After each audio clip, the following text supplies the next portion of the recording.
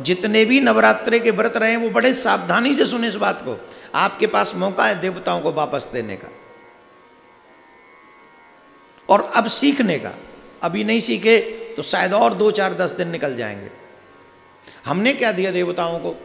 हमने कुछ दिया नहीं। हमने किसको दिया? बोले हमने इकट्ठा किया और अपने बेटे के नाम से जमा कर दिया, अपनी बैंक में जमा कर दिया। अब ये उचित है कि अनुचित? जरा बताइए, जवाब दो। अभी तो अनुचित नहीं लग रहा है। दूसरे तरीके से समझाता हूं तब शायद समझ में आ जाए। 5 लोग थे, 5 व्यक्तियों ने पार्टनरशिप में फैक्ट्री खोली। फैक्ट्री चल पड़ी। किसी को बाहर का काम दे दिया, किसी को ऑर्डर लाने का काम दे दिया, किसी को ऑर्डर पूरा करने का काम दे दिया, किसी को लोगों को देखभाल करने का। ऐसे एक व्यक्ति को सारा कैश हैंडल करने का काम दे दिया। अब 4 लोग तो बड़ी ईमानदारी से काम कर रहे थे, लेकिन जिसके पास कैश संभालने का काम था वो लाता, कैश ले जाता, अपने घर में रखा था।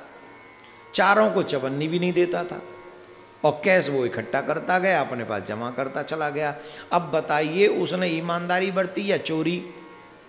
जवाब दीजिए, जोर से बोलिए। यही चोरी प्रत्येक वो मनुष्य करता है जो देवताओं को देने से मना करता है। जो लोग कहते हैं कि हम नहीं देंगे, वो वही मनुष्य चोर है जो देवताओं को लेते तो देवताओं से हैं पर देते नहीं है। ऐसी चोरी करने वालों की दुर्दशा होती है। उन्हीं के दुख का मैं नहीं कह रहा हूं, देवी भागवत में इसका प्रमाण है। तो हमको जो भी इस देवीय कृपा से प्राप्त होता है उसमें से देना भी सीखना चाहिए। बोले क्या दें? बोले यज्ञ करें। बोले यज्ञ कैसे करें? बोले यज्ञ जब आप आहुतियां देते हो, आप नवरात्रों में एवरीडे, मुझे पता है जो जिन माताओं बहनों के यहाँ, भाइयों के यहाँ नवरात्रे के व्रत और माता रानी का दरबार होता है और जहाँ उनकी पूजा होती है वहाँ नित्य हवन भी करते हैं वो। तो हवन में जो आहुतियाँ आप देते हैं और उस यज्ञ से जो धुआं निकलता है, आहुति से मिक्स जो सुगंधी है, ध्यान से सुनेंगे, आहुति से मिक्स जो धुआं निकलता है, सुगंधी है जो सामग्री से युक्त है, उस सुगंधी की स्मेल लेना देवताओं का वो भोजन बनता है। बड़ी सावधानी से समझने वाली बात है। हम देवताओं को क्या दें? 2 चीजें निर्मित होती हैं। जब आप यज्ञ करते हो तो देवताओं को वो भोजन प्राप्त होता है स्मेल से, गंध से। मनुष्य खाकर तृप्त होता है। जब आप अन्न खाते हो तो हम तृप्त होते हैं। देवता उसकी गंध लेके तृप्त होते हैं और भगवान सिर्फ देखकर प्रसन्न होते हैं, तृप्त हो जाते, देखकर तृप्त हो जाते। भगवान खाते नहीं। देवता गंध लेते हैं तो वो तृप्त, मनुष्य खाता है तो तृप्त, और जब भगवान देख लेते, मात्र दृष्टि वह देखते हैं, इतने में तृप्त हो जाते। बोलो राधे राधे। जोर से बोलना पड़ेगा। तो देवताओं को देने के लिए हमें 9 दिन कम से कम अपने घर में यज्ञ करना चाहिए। आहुति ऐसी दें जिसका धुआं आकाश में जाए।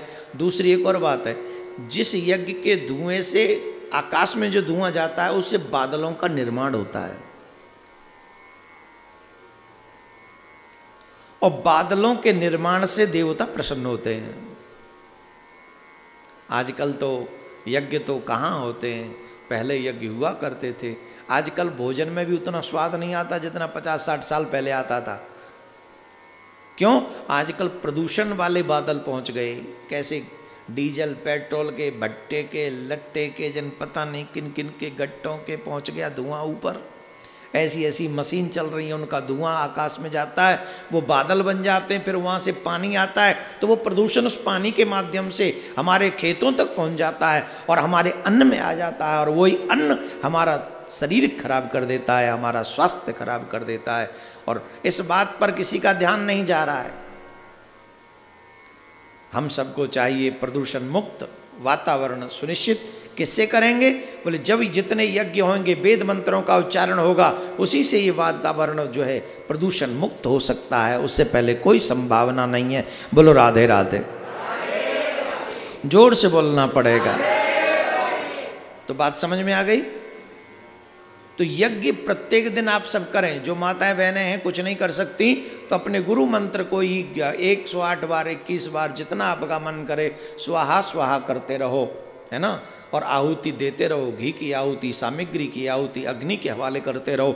उससे जो धुआं जाएगा वो गंध देवताओं तक पहुंचती है और देवता आपके कार्यों को सिद्ध करते हैं। इसलिए हमें प्रत्येक दिन, वैसे तो प्रत्येक दिन हवन करना चाहिए, परंतु वो ना कर सकें तो एकादशी, पूर्णिमा और ये नवरात्रों में, इन दिनों में अवश्य हमको ये यज्ञ करना चाहिए, अपने घर में हवन करना चाहिए। बोलो राधे राधे।